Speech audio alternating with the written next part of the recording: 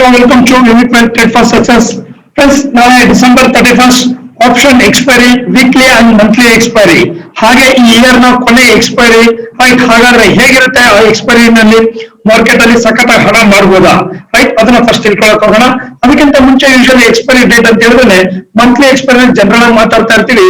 ಹೌದು, 1 ಮಂತ್ ಅಲ್ಲಿ ಅರ್ನ್ ಮಾಡೋದ್ಮೇಲೆ ನಾವು 1 ಡೇ ಅರ್ನ್ ಮಾಡಬಹುದು, ಸಮ್ ಟೈಮ್ಸ್ ಅಲ್ಲಿ 1 ವೀಕ್ ಎಲ್ಲ ಅರ್ನ್ ಮಾಡಿಲ್ಲ ಅಂದ್ರೆ ಎವ್ರಿ ಥರ್ಸ್ಡೇ ಎಕ್ಸ್ಪೈರಿ ನಲ್ಲಿ ಅರ್ನ್ ಮಾಡಬಹುದು. ಅದೊಂದು ನಾವು ಅನಾಲಿಸಿಸ್ ಮಾಡಿ ರೆಡಿಯಾಗಿ ಇಟ್ಕೊಂಡಿರ್ತೀವಿ.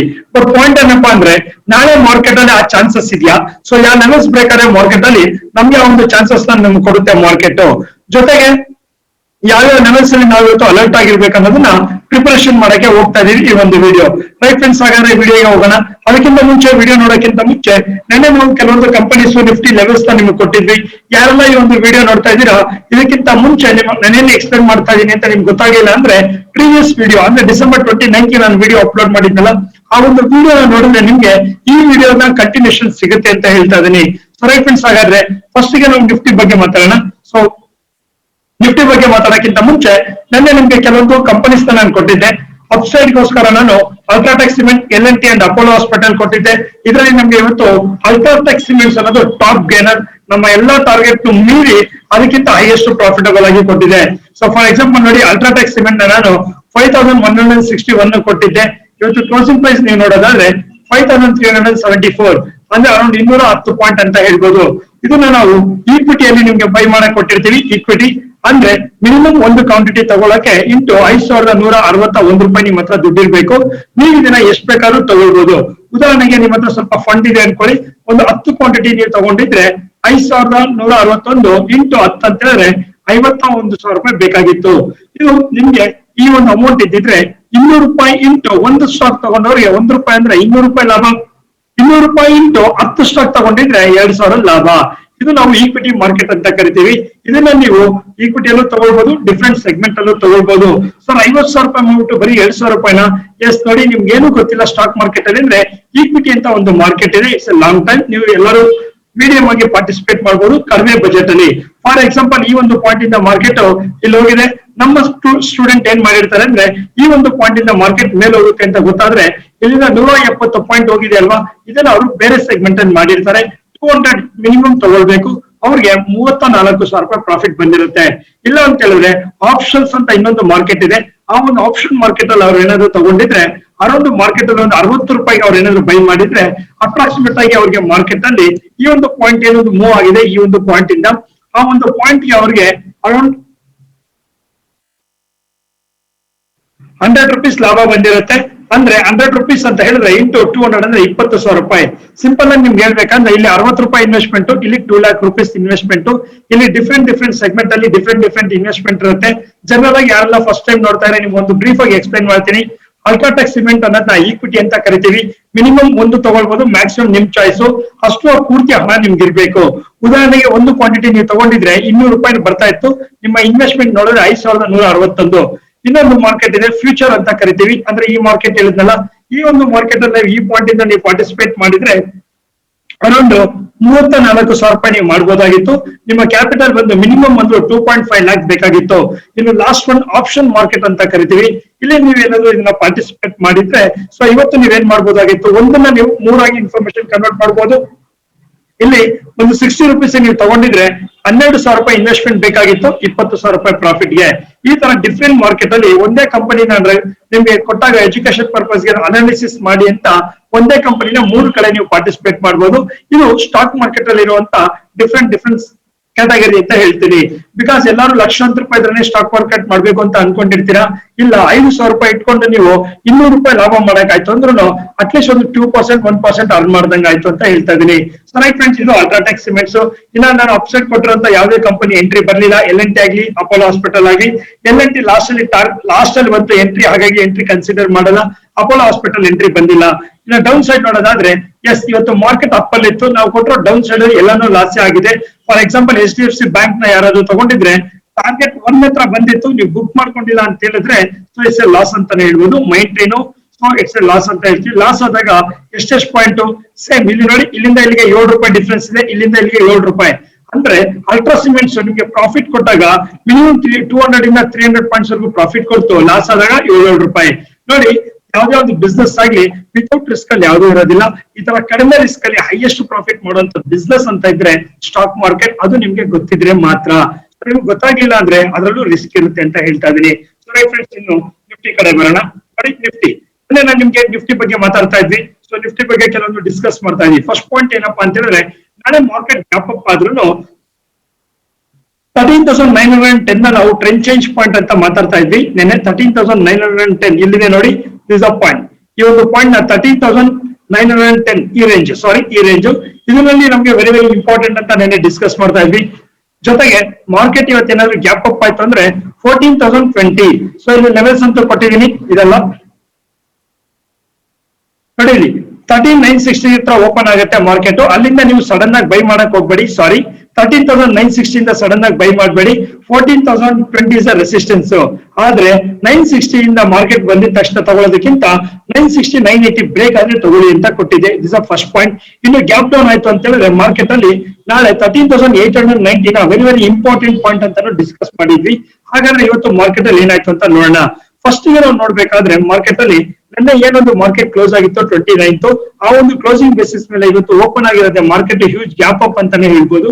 ನಮ್ಮ ಒಂದು ಪಾಯಿಂಟ್ ಏನಿತ್ತು 13,980 ಅಂತ ಇಯರ್ಲಿ ಮಾರ್ಕೆಟ್ ಅಲ್ಲಿ ಓಪನ್ ಆಯ್ತು. ಅಲ್ಲಿಂದ ಯಾವುದೇ ಒಂದು ಮಾರ್ಕೆಟ್ ಅಪ್ ಟ್ರೆಂಡ್ ತೋರಿಸ್ತಿಲ್ಲ, ಫುಲ್ ಕಂಪ್ಲೀಟ್ ಫಾಲ್ ಆಗಿದೆ. ಕಾಣಿಸ್ತಾ ಇದೆಯಾ? ಇಲ್ಲಿವರೆಗೂ ಫಾಲ್ ಆಯ್ತು. ನಾವೇನ್ ನಿಮ್ಗೆ ಟ್ರೆಂಡ್ ಚೇಂಜ್ ಪಾಯಿಂಟ್ ಅಂತ ನಾವು ಆಲ್ರೆಡಿ ಡಿಸ್ಕಸ್ ಮಾಡಿದ್ವಿ. 13,890 ಎಕ್ಸಾಕ್ಟ್ ಆಗಿ ಮಾರ್ಕೆಟ್ ನೋಡಿ 13,890 ಹತ್ರ ಬಂದು ಮಾರ್ಕೆಟ್ ಟ್ರೆಂಡ್ ನ ಅದರ ಒಂದು ಮೂವ್ಮೆಂಟ್ ನ ಚೇಂಜ್ ಮಾಡ್ಕೊಂಡಿದೆ. This are call support and resistance ಅಂತ ಕರಿತೀವಿ. ನೋಡಿ, ಈ ಒಂದು ಪಾಯಿಂಟ್ ಇಂದಾನೆ ಮಾರ್ಕೆಟ್ ಮೂವ್ ಆಗಿರುವಂತದ್ದು. ಸೊ ಓವರ್ ಆಲ್ ನಾವು ಡಿಸ್ಕಸ್ ಮಾಡ್ಬೇಕಾದ್ರೆ ನೋಡಿ, ಇಲ್ಲಿ ಎರಡು ಲೆವೆಲ್ ಅಂತ ಕೊಟ್ಟಿದೀವಿ. 13,890 ಇಂದ 13,960 ಅಂದ್ರೆ ಇಲ್ಲಿ ಏನ್ ಪ್ರೈಸ್ ಹಾಕಿದೀವಿ, ದಟ್ ಇಸ್ ದ ಲೆವೆಲ್ಸ್. ಈ ಲೆವೆಲ್ಸ್ ಎಲ್ಲ ಇವತ್ತು ಹೋಲ್ ಡೇ ಮಾರ್ಕೆಟ್ ಟ್ರೇಡ್ ಆಗುತ್ತೆ ಅಂತ. ಎಸ್, ನಾವು ನಿನ್ನೆ ಏನ್ ಅನಾಲಿಸಿಸ್ ಮಾಡಿದ್ವಿ ಅದೇ ತರನೇ ಇವತ್ತು ಮಾರ್ಕೆಟ್ 960 ಇಂದ 890 ಅಲ್ಲಿ ಈ ಒಂದು 70 ಪಾಯಿಂಟ್ ಅಲ್ಲಿ ಹೋಲ್ ಡೇ ಮಾರ್ಕೆಟ್ ಟ್ರೇಡ್ ಆಯ್ತು. ಇದು ಫಸ್ಟ್ ಪಾಯಿಂಟ್. ಸೆಕೆಂಡ್ ಪಾಯಿಂಟ್, ಅವಕಾಶ ಏನಾದ್ರು ಹಣ ಮಾಡಕ್ಕೆ ಡೆಫಿನೆಟ್ ಆಗಿ ಅವಕಾಶ ಇತ್ತು. ಯಾರಿಗೆ? ಸೊ ರೈಟ್, ನೀವೆಲ್ಲ ಅನ್ಕೊಳ್ತಾ ಇರ್ತೀರಾ, ಏನಿದ್ರು ಯೂಟ್ಯೂಬ್ ಕೊಟ್ಮೇಲೆ ಯಾಕೋ ಟೆಲಿಗ್ರಾಮ್ ಅಲ್ಲಿ ಮೆಸೇಜ್ ಕೊಡ್ತಾ ಇಲ್ವಲ್ಲ ಅಂತ. ಎಸ್, ನಿಮ್ಮ ಗೆಸ್ ಕರೆಕ್ಟ್. ನಿಮ್ಗೆ ಅಂತಲ್ಲ, ನಮ್ಮ ಪ್ರೀಮಿಯಂ ಮೆಂಬರ್ಸ್ಗೂ ನಾನು ಕೊಡ್ತಾ ಇಲ್ಲ. ನೋಡಿ, ಒಂದು ಮಾರ್ಕೆಟ್ ಅಲ್ಲಿ ಬಿಸ್ನೆಸ್ ಅಲ್ಲಿ ಹಣ ಇಲ್ಲ ಅಂತ ನಮ್ಗೆ ಫಸ್ಟ್ ಗೊತ್ತಾಗ್ಬಿಟ್ರೆ ಯಾಕೆ ಸುಮ್ಮನೆ ಬಿಸ್ನೆಸ್ ಅಲ್ಲಿ ಹಣ ಹಾಕ್ಬಿಟ್ಟು ಹಣನ ಲಾಸ್ ಮಾಡ್ಕೊಳ್ಬೇಕು? ಕರೆಕ್ಟ್ ಅಲ್ವಾ? ಹಾಗಾಗಿ ನಾವೇನ್ ಮಾಡಿದ್ವಿ, ನಮ್ ಟೀಮ್ಗೂ ಸಹ ಕೊಡ್ತಾ ಇಲ್ಲ, ಯಾವ್ದು ಮಾಡ್ಬೇಡಿ ಅಂತಾನೆ ವೇಟ್ ಮಾಡಿಸ್ತಾ ಇದೀನಿ. ಕರೆಕ್ಟ್ ಅಲ್ವಾ? ಸೊ ಸ್ಟಾಕ್ ಮಾರ್ಕೆಟ್ ಅಲ್ಲಿ ಹಣ ಮಾಡೋದು ಅಂದ್ರೆ ಪ್ರತಿ ದಿವಸ ಮಾಡೋದು ಅಂತಲ್ಲ. ಯಾವತ್ತು ಹಣ ಮಾಡಕ್ಕೆ ಅವಕಾಶ ಇಲ್ವೋ ಅವತ್ತು ಸುಮ್ನೆನೂ ಇರ್ಬೇಕು, ಅದನ್ನೇ ಬಿಸ್ನೆಸ್ ಅಂತ ಕರಿತೀವಿ. ಸೊ ಫಾರ್ ಎಕ್ಸಾಂಪಲ್ ನೋಡಿ, ಇಲ್ಲಿ ಅವಕಾಶ ಇಲ್ಲ, ಇವತ್ತು ನಾವು ಮ್ಯಾಕ್ಸಿಮಮ್ ಯಾರಿಗೂ ಮಾಡಿಲ್ಲ. ಅವಕಾಶ ಇಲ್ಲ ಅಂದ್ರೆ ಏನ್ ಮಾಡ್ತಾ ಇದೀವಿ ಸರ್ ಇಂತ ಮೂಮೆಂಟಮ್ ಅಂತ ನೀವು ಅನ್ಕೊಳ್ಬಹುದು. ಎಸ್, ಇಲ್ಲಿ ಲೈವ್ ಅಲ್ಲಿ ನನ್ನ ಜೊತೆ ಕುತ್ಕೊಂಡು ಅವ್ರಿಗೆ ಹೇಳ್ಬಿಟ್ಟು ದುಡ್ಡು ಮಾಡಿ ಅಂತ ಮಾಡ್ಸಕ್ಕಾಯ್ತು, SMS ಕೊಟ್ಬಿಟ್ಟು ಮಾಡಕ್ಕಾಗಿಲ್ಲ. ಹಾಗಾಗಿ ಯಾರೆಲ್ಲ SMS ಎಕ್ಸ್ಪೆಕ್ಟ್ ಮಾಡ್ತಾ ಇದ್ರಿ, ಸಾರಿ ಫಾರ್ ದಟ್. ಇನ್ನೊಂದು 1 or 2 days ವೇಟ್ ಮಾಡಿ. ನೆಕ್ಸ್ಟ್ ನಿಮ್ಗೆ ಟ್ಯೂಸ್ಡೇ ಇಂದ ಅಂದ್ರೆ Jan 5th ಇಂದ ಮತ್ತೆ ರೆಗ್ಯುಲರ್ ಆಗಿ ನಿಮ್ಗೆ ನಾನು ಟೆಲಿಗ್ರಾಮ್ ಅಲ್ಲೂ ಮೆಸೇಜ್ ಕೊಡ್ತೀನಿ ಅಂತ ಹೇಳ್ತಾ ಇದೀನಿ. ಅಲ್ಲಿವರೆಗೂ ಸ್ವಲ್ಪ ವೇಟ್ ಮಾಡಿ, because of market volatility plus participants ಇಲ್ಲ ಅಂತ ಹೇಳ್ತಾ ಇದೀನಿ. ಸೊ ರೈಟ್, ಹಾಗಾದ್ರೆ ಇದು ನಿಫ್ಟಿಯ ಲೆವೆಲ್ಸ್. ಇವತ್ತು ನಾವು ನೋಡೋದಾದ್ರೆ 890 ಇಂದ ಮಾರ್ಕೆಟ್ 960, 980 ವರೆಗೂ ಒಂದು ಬಿಗ್ ಮೂಮೆಂಟಮ್ ಅಂತೂ ಆಗಿದೆ. ನಾವು ನಿಮ್ಮ ಹತ್ರ ಏನ್ ಡಿಸ್ಕಸ್ ಮಾಡ್ತೀವಿ, 890 one of the sub point, ಅಲ್ಲಿಂದ ಮಾರ್ಕೆಟ್ ಶೂಟ್ ಅಪ್ ಆಗಿದೆ. ಹಾಗಾದ್ರೆ ಈ ಒಂದು ಬೇಸ್ ಇಟ್ಕೊಂಡು ನಾಳೆ ಏನ್ ಅನಾಲಿಸಿಸ್ ಮಾಡ್ತೀವಿ, ನಾಳೆ ಅವಕಾಶ ಇದೆಯಾ ಮನಿ ಡಬಲ್ ಮಾಡೋದಕ್ಕೆ, ಅಥವಾ ಒಂದು ಗುಡ್ ಮೂಮೆಂಟಮ್ ಈ ತರ ಸಿಗುತ್ತಾ, ಹಣ ಬರುತ್ತಾ ಇಲ್ವಾ ಅಂತ ಚೆಕ್ ಮಾಡ್ಕೊಳ್ಳೋಣ. ಸೊ ರೈಟ್ ಫ್ರೆಂಡ್ಸ್, ಹಾಗಾದ್ರೆ ಫಸ್ಟ್ ಗೆ ನಾವು ನೋಡೋದಾದ್ರೆ ನೋಡಿ, ಮಾರ್ಕೆಟ್ ಇವಾಗ ಏನ್ ಕ್ಲೋಸ್ ಆಗಿದೆ, ಈ ಒಂದು ಬೇಸಿಸ್ ಮೇಲೆ ನಾವು ನೋಡೋದಾದ್ರೆ ಎಸ್ ಗುಡ್ ಮೂಮೆಂಟಮ್ ಅಂತೂ ಆಗಿದೆ. 890 ಇಂದ ಒಂದು 100 ಪಾಯಿಂಟ್ ಮೂವ್ ಆಗಿದೆ. ಇರುವುದು ಎಲ್ಲೇ ಒಂದು ಬೌನ್ಸ್ ಆಗಿಲ್ಲ ಮಾರ್ಕೆಟ್, ಅಂದ್ರೆ ಡ್ರಾಪ್ ಅಂತ ಕರಿತೀವಿ, ಎಲ್ಲೂ ಡ್ರಾಪ್ ಆಗಿಲ್ಲ. ಹಾಗಾಗಿ ನಾಳೆ ಮಾರ್ಕೆಟ್ ಅಲ್ಲಿ ನೋಡಿ, ಓಪನಿಂಗ್ ಸೆಂಟಿಮೆಂಟ್ ಬಂದ್ಬಿಟ್ಟು ಪ್ಲಾನ್ ಎ ಪ್ರಕಾರ opening sentiment is A huge gap up ಅಂತಾನೆ ಹೇಳ್ತಾ ಇದೀನಿ.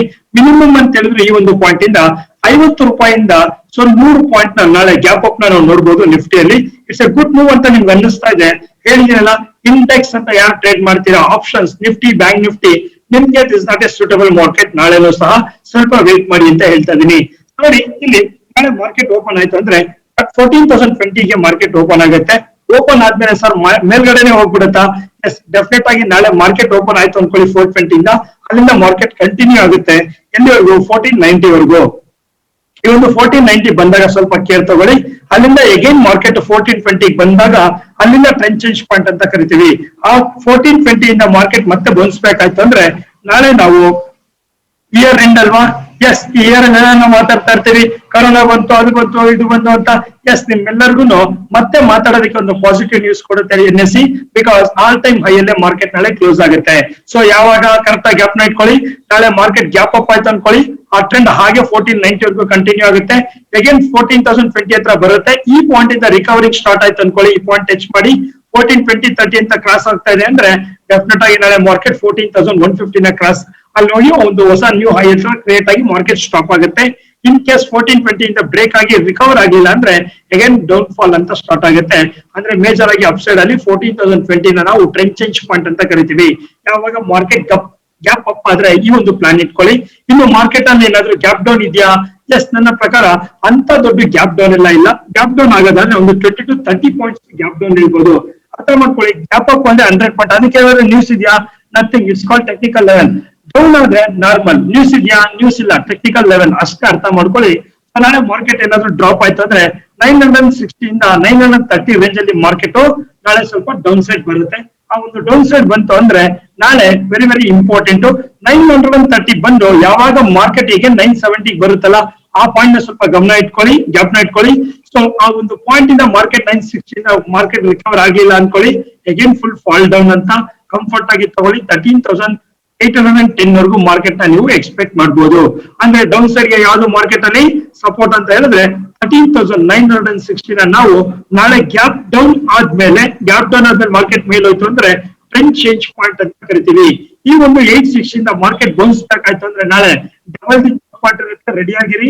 ಗ್ಯಾಪ್ ಡೌನ್ ಆಯ್ತು ಅಂದ್ರೆ ಡಬಲ್ ದಿ ಪಾಯಿಂಟ್ 860 ಹತ್ರ ಟಚ್ ಆಯ್ತು ಅಂದ್ರೆ ನಾಳೆ ಅಲ್ಲಿಂದ 200 ಪಾಯಿಂಟ್ ಮಾರ್ಕೆಟ್ ಮೂವ್ ಆಗುತ್ತೆ. ಇನ್ನು ಅಲ್ಲಿಂದ ಮಾರ್ಕೆಟ್ ಕಂಟಿನ್ಯೂಸ್ ಆಗಿ ಒಂದು 100 ಪಾಯಿಂಟ್ ಡ್ರಾಪ್ ಆಗುತ್ತೆ ಅಂತ ಹೇಳ್ತಾ ಇದೀನಿ. ಸೊ 13,960 ಅನ್ನೋದು ವೆರಿ ವೆರಿ ಇಂಪಾರ್ಟೆಂಟ್. ಸೊ ಈ ಪಾಯಿಂಟ್ ಇಲ್ಲಿ ಕಾಣಿಸ್ತಾ ಇದೆಯಲ್ಲ, ಇದು ಓಪನಿಂಗ್ ಅಲ್ಲಿ ಡ್ರಾಪ್ ಆಗುತ್ತೆ, ಡ್ರಾಪ್ ಆದ್ಮೇಲೆ ಮತ್ತೆ ರಿವರ್ಸ್ ಹೋಗ್ಬೇಕು. So that is a point ಅಂತ ಹೇಳ್ತಾ ಇದೀನಿ. 930 ಓಪನ್ ಆದ್ಮೇಲೆ 960 ಹತ್ರ ಬಂದಾಗ ವೆರಿ ವೆರಿ ಇಂಪಾರ್ಟೆಂಟ್ ತಗೊಳ್ಳಿ. ಅಲ್ಲಿಂದ ಫಾಲ್ ಆಯ್ತು ಅಂದ್ರೆ ಡೈರೆಕ್ಟ್ 860, 810, 740 ವರೆಗೂ ಮಾರ್ಕೆಟ್ ನಾಳೆ ಡೌನ್ ಸೈಡ್ ನೋಡ್ಬೋದು ಅಂತ ಹೇಳ್ತಾ ಇದೀನಿ. ಸೊ ರೈಟ್ ಫ್ರೆಂಡ್ಸ್, ನಿಮ್ಗೆ ಏನಾದ್ರು ಕನ್ಫ್ಯೂಷನ್ ಆಗ್ತಾ ಇದೆ, ಮಾತಾಡಿ ಗೊತ್ತಾಗಿಲ್ಲ, ಟೆಕ್ನಿಕಲ್ ಲೆವೆಲ್ಸ್ ಕೆಲವೊಬ್ಬರಿಗೆ ವರ್ಡ್ಸ್ ಅರ್ಥ ಆಗ್ತಾ ಇರಲಿಲ್ಲ, what's the gap up gap down, ನಿಮ್ಗೆ ಏನಾದ್ರು ಕನ್ಫ್ಯೂಷನ್ ಅಂತ ಇದ್ರೆ ಸೊ ಡೆಫಿನೆಟ್ ಆಗಿ ನಮ್ಮ ಟೆಲಿಗ್ರಾಮ್ ಚಾನೆಲ್ ನ ಫಾಲೋ ಮಾಡಿ. ಇಲ್ಲಾಂದ್ರೆ ನಮ್ಮ ಒಂದು ಲೈವ್ ಸೆಷನ್ ಅಲ್ಲಿ ನಾನು ಕೆಳಗಡೆ ಬರ್ತಾರೋ ನಂಬರ್ಗೆ ಕಾಲ್ ಮಾಡಿ I will support with you ಅಂತ ಹೇಳ್ತಾ ಇದೀನಿ. ಸೊ ನಿಮ್ಗೆ ಯಾವಾಗಲೂ ಸಪೋರ್ಟ್ ಮಾಡಕ್ಕಾಗುತ್ತೆ ಎನಿ ಪೊಸಿಷನ್ಸ್ ಇದ್ರೆ. ಇನ್ನು ನಾಳೆ ಮಾರ್ಕೆಟ್ ಯಾಕೆ ನಮ್ಗೆ ಅಷ್ಟು ಚೆನ್ನಾಗಿಲ್ಲ ಅಂತ ಹೇಳ್ತಾ ಇದೀನಿ ಅಂತ ಹೇಳಿದ್ರೆ, ಸೊ ಫಾರ್ ಎಕ್ಸಾಂಪಲ್ ನೋಡಿ, ಇಲ್ಲಿ ನಾಳೆ ಇಡೀ ಪ್ರಪಂಚನೇ ರಜಾ ಇರುತ್ತೆ. ಯೂಶಲಿ ಇನ್ನೇನ್ ನ್ಯೂ ಇಯರ್ ಈವೆಂಟ್ ಇರೋದ್ರಿಂದ ನೋಡಿ ಆಲ್ಮೋಸ್ಟ್ ಎಲ್ಲಾ ಮಾರ್ಕೆಟ್ ರಜಾ ಇದೆ. ನಾವ್ ಅನ್ಕೊಂಡ್ವಿ ಲಾಸ್ಟ್ ಟೈಮ್ ಎಲ್ಲ ಕ್ರಿಸ್ಮಸ್ ಅಲ್ವಾ, ಇಡೀ ಪ್ರಪಂಚಕ್ಕೆ ರಜಾ, ನ್ಯೂ ಇಯರ್ ಏನು ಅಂತ. ಎಸ್, ಲಾಸ್ಟ್ ಟೈಮ್ ಎಲ್ಲ ಥರ್ಸ್ಡೇಸ್ ಅಲ್ಲಿ ನಿಮ್ಗೆ ಅಟ್ಲೀಸ್ಟ್ ಬೇರೆ ಪ್ರಪಂಚಕ್ಕೆ ಕ್ರಿಸ್ಮಸ್ ಇತ್ತು, ನಮ್ಮ ಇಂಡಿಯನ್ ಮಾರ್ಕೆಟ್ ಅಥವಾ ನಮ್ಮ ಏಷ್ಯನ್ ಮಾರ್ಕೆಟ್ ಆದ್ರೂ ಓಪನ್ ಇತ್ತು. ನಾಳೆ ನೋಡಿ ನಮ್ಮ ಏಷ್ಯನ್ ಮಾರ್ಕೆಟ್ ಆಗಿರೋ ಎಲ್ಲಾ ಮಾರ್ಕೆಟ್ ರಜಾ ಇದೆ.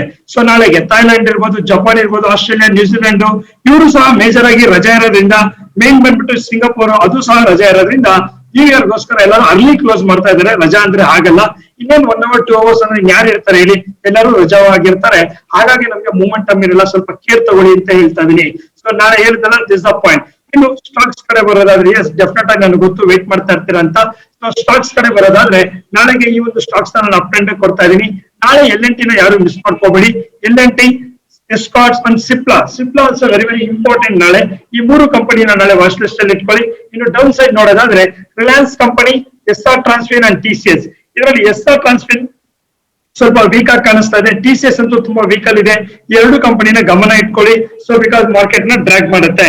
ನಾಳೆ ರಿಲಯನ್ಸ್ ಅಂಡ್ TCS ಫಾಲ್ ಆಯ್ತು ಅಂದ್ರೆ ನಮ್ಮ ನಿಫ್ಟಿನ ಡ್ರ್ಯಾಗ್ ಮಾಡೋದೇ ಅದೇ ಮಾರ್ಕೆಟ್ ಅಂತ ಹೇಳ್ತಾ ಇದೀನಿ. ಸೊ ಹಾಗಾಗಿ ಎರಡು ಕಂಪನಿನ ನೋಡ್ಕೊಳ್ಳಿ. ರೈಟ್ ಫ್ರೆಂಡ್ಸ್, ಹಾಗಾದ್ರೆ ಸೊ ಎಲ್ಲರಿಗೂ ಒನ್ಸ್ ಅಗೇನ್ ನಾಳೆ ನ್ಯೂ ಇಯರ್ ಎಂಡ್ ಆಗ್ತಾ ಇದೆ. ನಿಮ್ಮ ಕ್ಯಾಪಿಟಲ್ಸ್ ಸೊ ಏನೇನ್ ಮಾಡ್ಕೊಳ್ಬೇಕು ಪ್ಲಾನಿಂಗ್ ಇಟ್ಕೊಳ್ಳಿ. ನಾಳೆ ಸೊ ಒಂದೇ ದಿವಸದಲ್ಲಿ ಎಲ್ಲ ಮಾಡ್ಬೇಕು ಅಂತ ಎಕ್ಸೈಟ್ ಅಥವಾ ಗ್ರೀಡ್ ಅಲ್ಲಿ ಆಪ್ಷನ್ಸ್ ಅಲ್ಲಿ ಆಪರ್ಚುನಿಟಿ ಇಲ್ಲ ಅಂದ್ರೂ ಎಲ್ಲಾನು ಹಾಕ್ಬಿಟ್ಟು ಪ್ರೆಷರ್ ತಗೊಳ್ಬೇಡಿ ಅಂತ ಹೇಳ್ತಾ ಇದೀನಿ. ರೈಟ್, ಸೊ ನಾಳೆ ಇಯರ್ ಎಂಡ್ ಇರ್ಬೋದು, ಇನ್ನು ನಮ್ಗೆ ಲೈಫ್ ಲಾಂಗ್ ಟೈಮ್ ಇರುತ್ತೆ. ನಾಳೆ ಒಂದ್ ದಿವಸನೇ ಎಂಡ್ ಅಲ್ಲ, ಕೆಲವರಿಗೆ ಸೆಂಟಿಮೆಂಟ್ ಇರುತ್ತೆ, ನಾಳೆ ಒಂದ್ ದಿವಸ ಆದ್ರೂ ಪಾಸಿಟಿವ್ ಕ್ಲೋಸ್ ಮಾಡ್ಬಿಡ್ತೀನಿ ಅಂತ. So don't think like that ಅಂತ ಹೇಳ್ತಾ ಇದೀನಿ. ಸೊ ಅದ್ರ ಜೊತೆಗೆ ಫ್ರೆಂಡ್ಸ್, ನಿಮ್ಮ ಕನಸುಗಳು ಏನೇ ದೊಡ್ಡದಿದ್ರು 2021ಗೆ ಹೊಸ ಫೈನಾನ್ಷಿಯಲ್ ಗೋಲ್ ನ ನೀವ್ ಇಟ್ಕೊಂಡು ಅದನ್ನ ಅಚೀವ್ ಮಾಡ್ಬೇಕು ಅಂತ ನೀವು ಡಿಸೈಡ್ ಮಾಡಿ, ಡಿಸಿಪ್ಲಿನ್ ಮಾಡ್ಲೇಬೇಕು ಅಂತ ಡಿಸೈಡ್ ಮಾಡಿದ್ದೆ ಆದ್ರೆ unique wealth trade for success ನಿಮ್ ಜೊತೆ ಯಾವಾಗ್ಲೂ ಇರುತ್ತೆ ಅಂತ ಹೇಳ್ತಾ ಈ ಒಂದು ವಿಡಿಯೋನ ಕ್ಲೋಸ್ ಮಾಡ್ತಾ ಇದೀನಿ. ಇಲ್ಲಿವರೆಗೂ ನೋಡಿದಕ್ಕೆ ಥ್ಯಾಂಕ್ ಯು ಸೋ ಮಚ್.